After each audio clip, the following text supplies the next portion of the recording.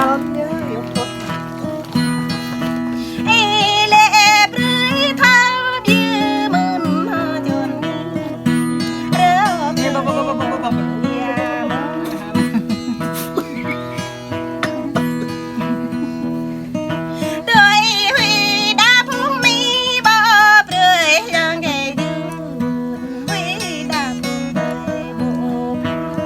họa lấy lên nè đôi là mình rừng đôi như một ram vậy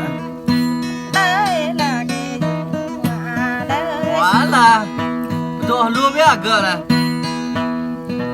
Hãy subscribe cho kênh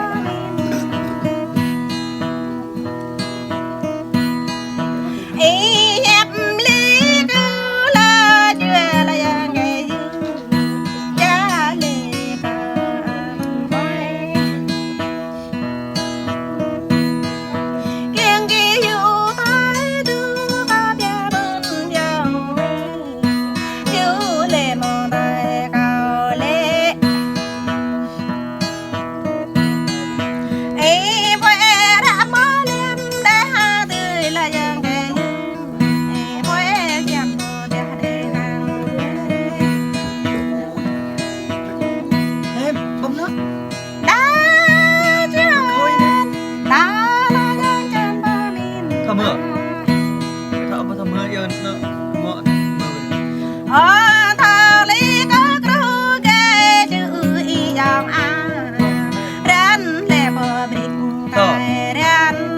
Gõ để không bỏ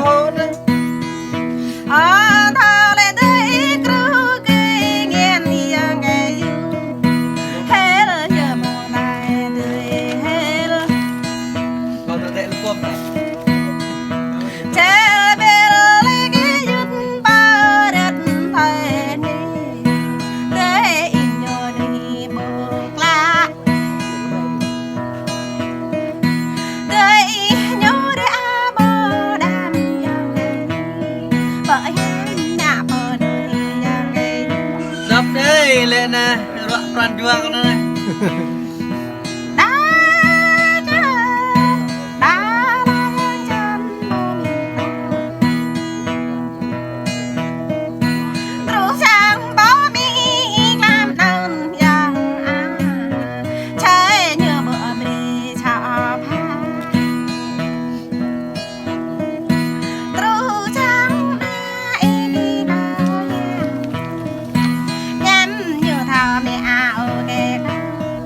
Lão đi nhập nè. Vậy thao ăn ở cái cao ta cái bọn em ý thao liền ở cái cao. Berang boleh lagi lagi ni.